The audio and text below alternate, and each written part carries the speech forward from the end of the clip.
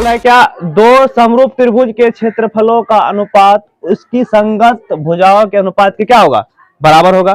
मतलब इसके पूछने का तरीका हो जाएगा ऐसे कि समरूप त्रिभुज का क्षेत्रफल टॉपिक है, मतलब ऐसे ही पूछ सकता है। और थ्योरी में पूछेगा, ये 5 नंबर में पूछेगा ऐसे क्वेश्चन कि दो समरूप त्रिभुज के क्षेत्रफल का अनुपात इसकी संगत भुजा का अनुपात होता है, इसके संगत भुजा के वर्ग के अनुपात होता है, इसको हमें सिद्ध करना है। मतलब दो कोई समरूप त्रिभुज रहेगा, हम बना लिए एक त्रिभुज ए बी सी, एक त्रिभुज मान लिए पी क्यू आर, दो समरूप त्रिभुज है।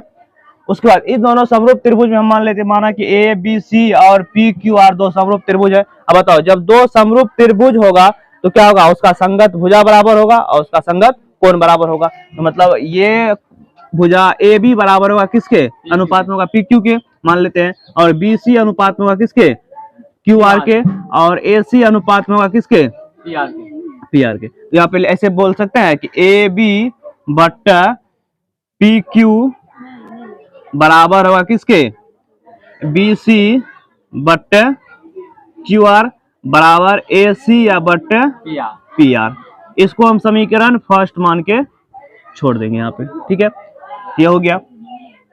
उसके बाद अब देखो, हमें पता है कि जब दो समरूप त्रिभुज होगा तो समरूप त्रिभुज का संगत कोण भी क्या होगा, बराबर होगा।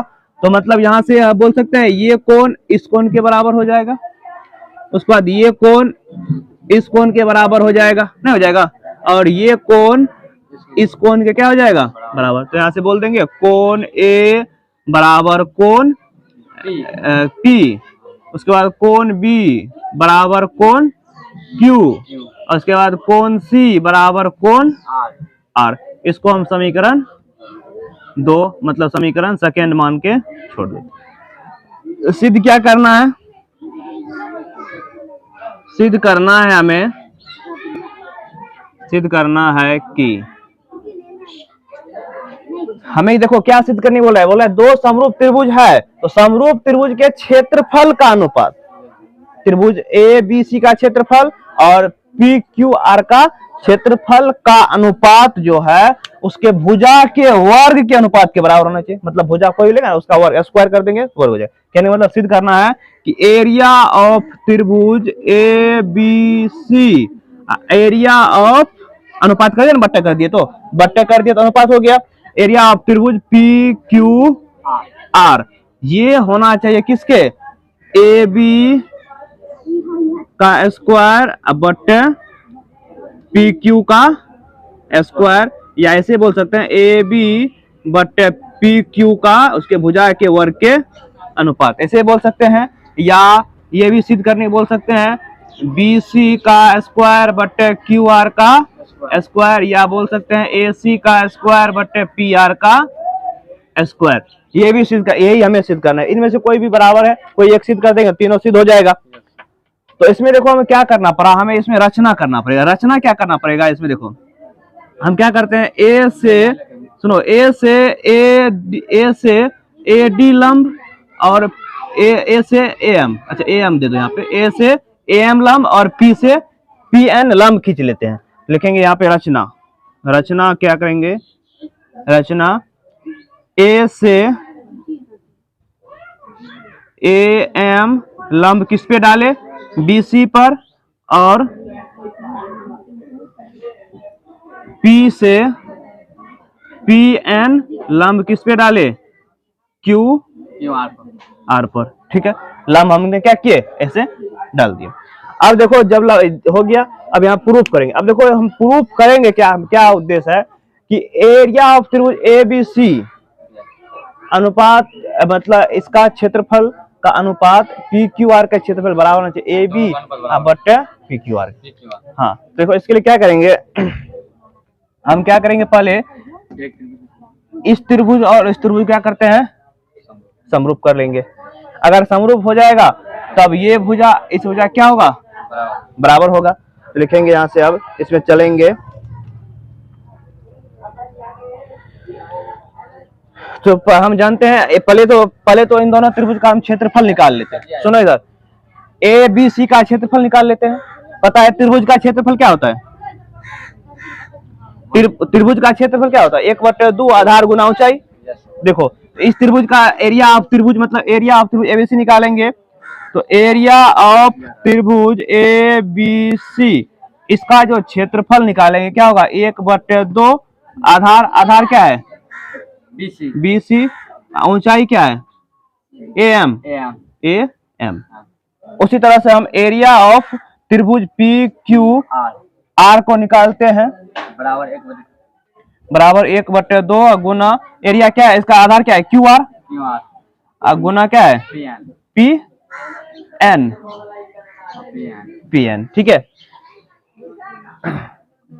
ठीक है, ए से एम और पी से पी एन। अब यहाँ पे समझो एक चीज क्या, तो इन दोनों का अनुपात निकाल लेते हैं। एरिया ऑफ त्रिभुज A B C, area of त्रिभुज पी क्यू आर बराबर होगा, देखो 1/2 कैंसिल हो जाएगा, अनुपात बनेगा तो ना हो जाएगा कैंसिल, मतलब करिए देते 1/2 गुना बी सी गुना ए एम बटे 1/2 गुना क्यू आर गुना पी एन, ठीक है।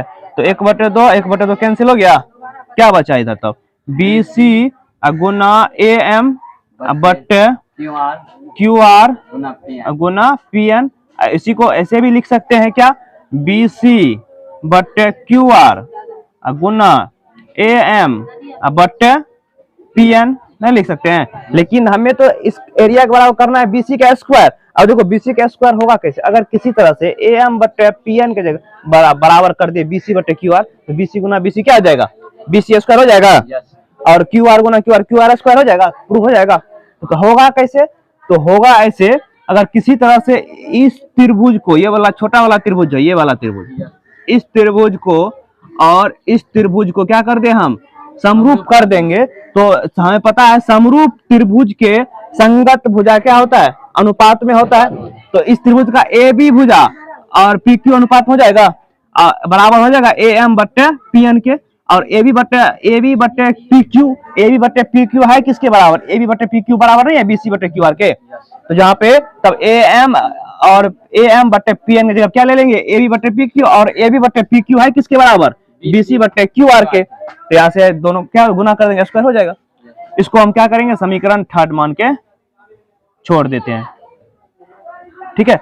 अब यहाँ पे समझो, अब क्या करते हैं, चलेंगे अब किसमें, त्रिभुज ए बी एम में। अब इन दोनों त्रिभुज को हमें समरूप करना है, त्रिभुज ए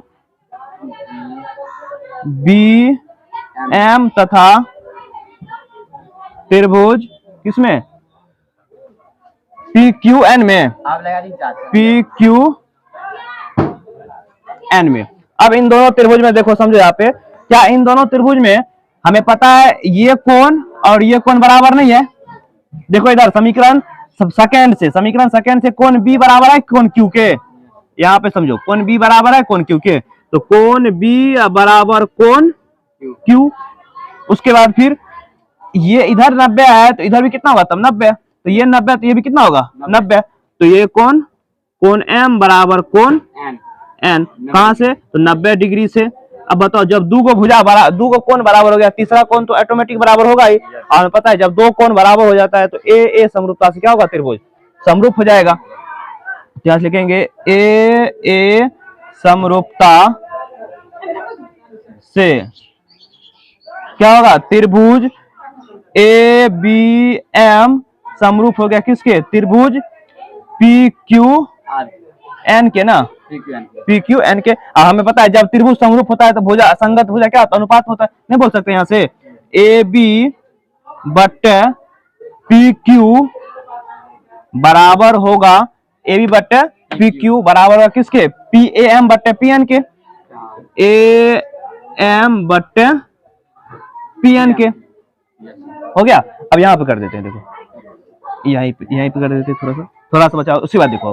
अब क्या करते हैं, ए बी बट्टे पी क्यू, लेकिन ए बी बट्टे पी क्यू बराबर है किसके, बी सी बट्टे क्यू आर नहीं है, तो यहाँ पे लिख देंगे समीकरण किससे, समीकरण फर्स्ट से, जहां पे ए बी बट्टे पी क्यू है वहां पे ए बी बट्टे पी क्यू जो है बी सी बट्टे क्यू आर ले लेते हैं, बी सी या बट्टे क्यू आर बराबर क्या हो जाएगा, ए एम बट्टे पी एन। अब यहाँ पे देखो, अब समीकरण 3 से नहीं बोल देंगे ए एम, समीकरण इसको BC बटे QR है और AM बटे PN है। AM बटे PN की जगह BC बटे QR रख देगा।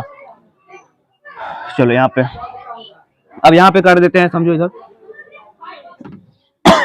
तो यहाँ पे लिखेंगे समीकरण थर्ड ना, थर्ड से है क्या, समीकरण थर्ड है एरिया ऑफ त्रिभुज ABC बटे एरिया ऑफ त्रिभुज PQR बराबर होगा किसके, बराबर है BC बटे QR गुना AM बटे PN के। लेकिन AM बटे PN बराबर है किसके, BC बटे QR के। तो यहाँ पे हम ऐसे कर देंगे, एरिया ऑफ त्रिभुज ABC बटे एरिया ऑफ त्रिभुज PQR BC बटे BC एक फॉर्मूला नाम है QR, इसके जगह पे क्या आ जाएगा, देखो BC बटे QR है ना, इसकी जगह पे आ जाएगा BC गुना BC बटे QR। तब ये हो जाएगा एरिया ऑफ त्रिभुज ABC एरिया ऑफ त्रिभुज PQR बराबर BC गुना BC स्क्वायर और QR गुना QR स्क्वायर हो गया। यही तो हमें प्रूव करना था, यही ना हमें सिद्ध करना था। देखो BC बटे QR यही करना था। अब ये हो गया तो ये तीनों भी, क्योंकि BC बटे QR AB बटे PQ AC बटे PR तीनों क्या है, बराबर है। तो लिख देंगे